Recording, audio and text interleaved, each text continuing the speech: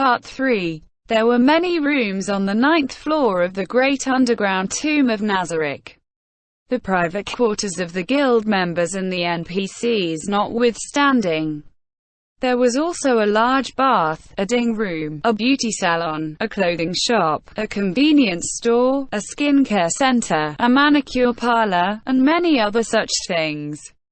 A stunning variety of facilities were available here, encompassing just about every form of service or good imaginable. These facilities were largely meaningless in the game. They had most likely been created because their creators were sticklers for detail and wanted the great underground tomb of Nazarick to fit the image of an archaeology. Alternatively, it might have been a psychological response to the miserable living conditions they faced in the real world. And then, there was the interior of one of these rooms. It was run by the sous chef of the great underground tomb of Nazarick.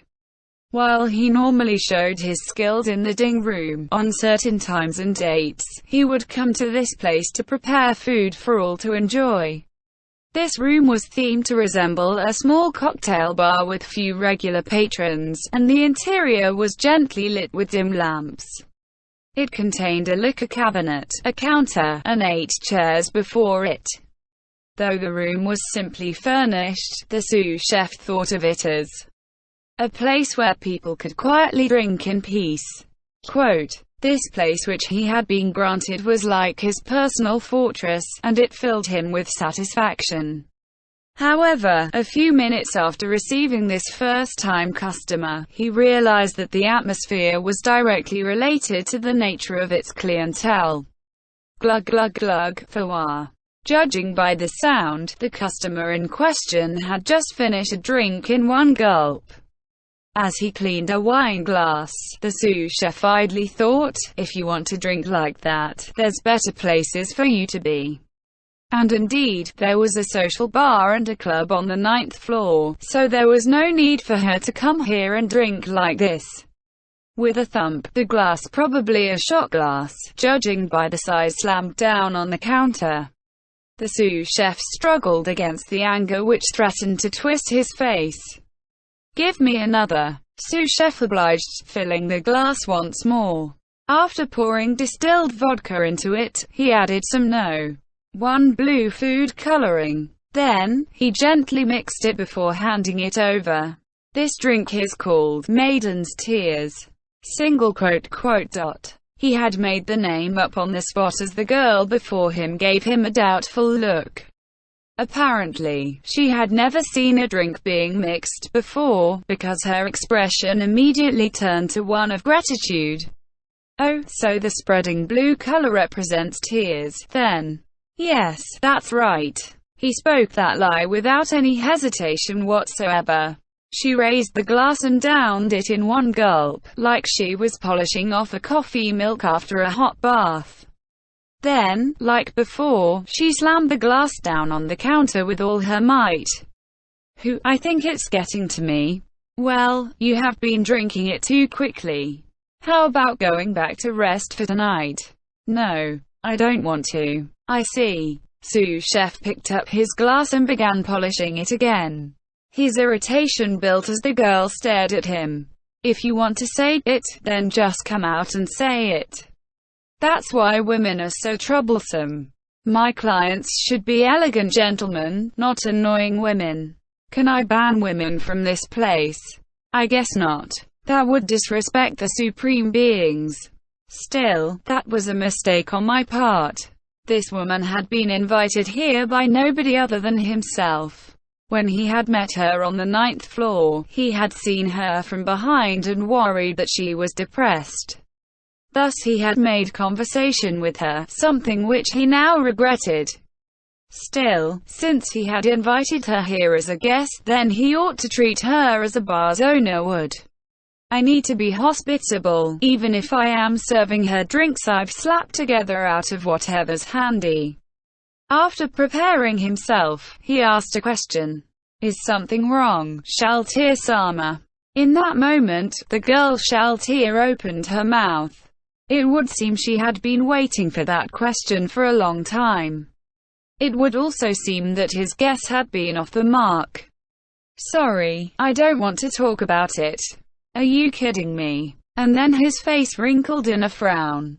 However, Shaltir could not interpret the facial expressions of Mykonaids, and so she did not comment on it. Instead, she used her finger to toy with the glass before her. TL note: Mykonaids are mushroom creatures. Sous Chef is one of them. I think I'm a bit drunk. WashOurWorldAudio.com. Really now? As if Shaltir might have felt that she was drunk, but Sous Chef was utterly convinced that it was not the case.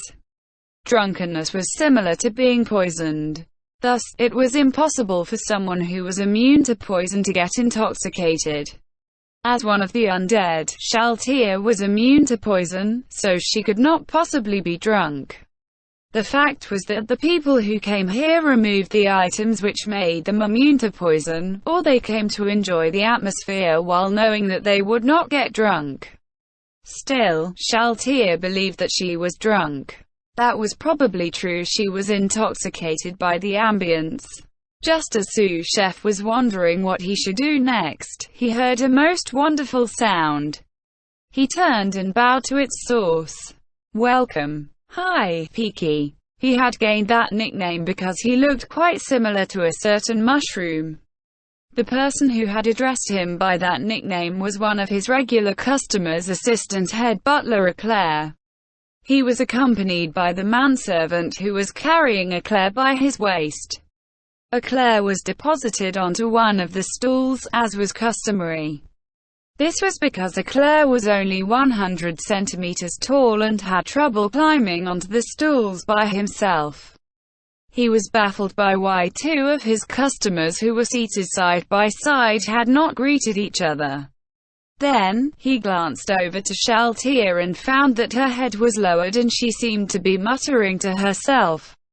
He could faintly make out something which sounded like an apology to the Supreme One, Ainzu Gown. With a somewhat exaggerated motion, Eclair signaled for a drink. "I'll have that one." Understood. There was only one drink which came to mind when he said that one. That would be a 10-colored cocktail made with 10 different liquors Nazarick. Not only was the cocktail visually attractive, but its taste was pleasing to the palate. His frequent customers approved mightily of it and felt that it was worthy of the name Nazarick, but this was not something he would recommend to others. Sous Chef had experimented repeatedly to fine-tune the flavor, but he did not know when it would be complete. With practiced movements, he poured the 10-colored cocktail and placed it before Eclair. "This is for you, miss." And then, what followed was a whoosh and a crash. Perhaps Eclair was trying to slide the glass across to her over the counter, but only a manga character or a very skillful person could do so. A penguin was neither. He picked up the fallen glass and breathed a sigh of relief after he saw that it was undamaged. He wiped up the spilled liquor and then fixed Eclair with an unhappy look. "Could I trouble you not to flail around with your flippers? If you insist on doing so, I will have you carted out in a bucket." "My sincerest apologies." Shaltir raised her head. It would seem she had realized Eclair's presence thanks to their two-man act. "Ara, if it isn't Eclair. It's been a while." "It's been a well, it seems I keep running into you whenever you come to the 9th floor." "Really?" "Yes. Still, I didn't expect to find you here. I always thought only Demiurge came here, among the Guardians. I believe once he came here to drink with Cositus." "Oh, really?" Shaltir's eyes went wide as she heard about her colleagues. "Still, what happened to make you like this?" "I just made a big no, I made a terrible mistake. So I came here like a dejected guardian to drown my sorrows in drink." A puzzled look came over Eclair's face, and he asked the sous chef with his eyes, "What's with this girl?" However, he did not know either, so all he could do was shake his head in response. However, he still hoped that everyone could be happy here while they drank. With that in mind, Peaky suggested something which surprised the two of them. How about trying something to change your moods? A glass of apple juice, perhaps? The two of them froze as they heard this. Made with apples harvested from the 6th floor. Those words seemed to interest them, and they nodded in unison. He was pleased to see their earnest response. Soon, he had 2 cups of ordinary-looking apple juice on the counter. Sous chef glanced to the manservant, wondering if he wanted any as well, but the offer was silently declined as usual. Naturally, he had a straw for Eclair, who was an avian. It tastes delicious. It's pretty good, but it lacks impact. Perhaps it's not sweet enough. That was the feedback the two of them gave after downing their drinks in one shot. Well, it can't be helped.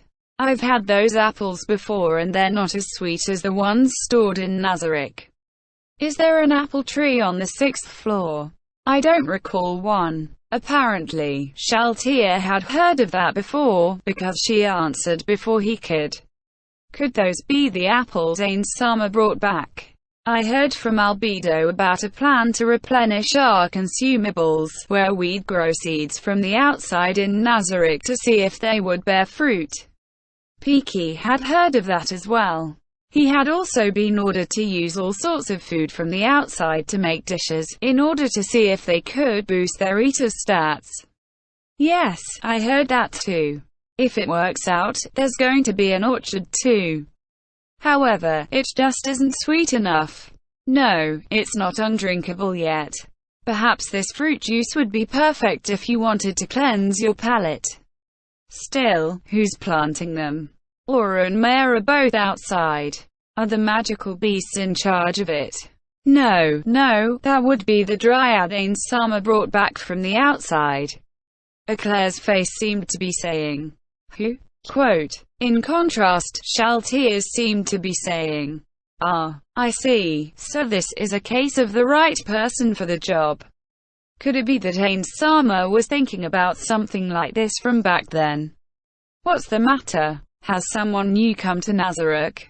Shaltier answered Eclair's question. He had seen the dryad before, but he did not know the details.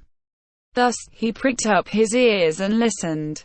The dryad had been brought back after that battle to gauge the Guardians' ability to fight as a group. Apparently, there had been some sort of deal made with the dryad which resulted in the dryad being brought to Nazarick to be an apple farmer. Which means Nazarick is constantly improving and growing, right? The two of them nodded at Eclair's words. He was the sous chef, so he was not quite sure about the details of this matter and the future plans for the great underground tomb of Nazarick. However, he now understood that the last supreme being who remained here, Ain-Zulgaon, was attempting to conserve their strength in this world and planning to grow his power further. I see. That means that in future, Nazarick might have many more newcomers like the dryad. Am I correct? Shaltier puffed up her cheeks in displeasure after hearing Eclair's words. I certainly hope not.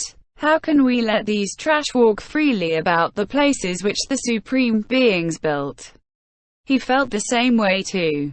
He could not help but frown as he thought about the dwellings of the supreme beings being stained by outsiders.